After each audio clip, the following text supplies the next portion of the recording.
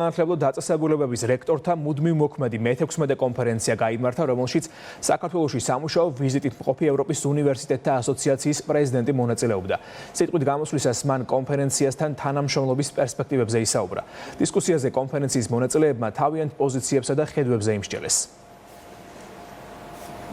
ეს არის უნიშნულოვანესი მოვლენა საქართველოს და ჩვენ ქვეყანაში.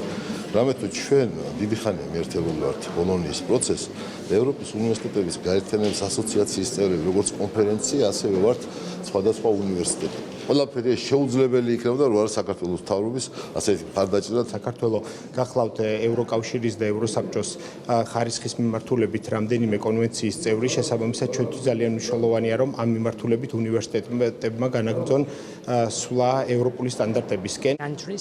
ძალიან მნიშვნელოვანია ჩვენი აქ ყოფნა. ჩამოვედით იმისთვის, რომ ვისაუბროთ იმ გამოწვევებზე, სირთულეებზე და საერთო სტრუქტურაზე, რომელიც საქართველოშია. შესაბამისად, ჩვენ ვიცით, რომ საერთო ღირებულებები გვაქვს და მივდივართ სწორ გზაზე იმისათვის, რომ განათლების სისტემა იყოს რეალურად კარგი და სამაგალითო.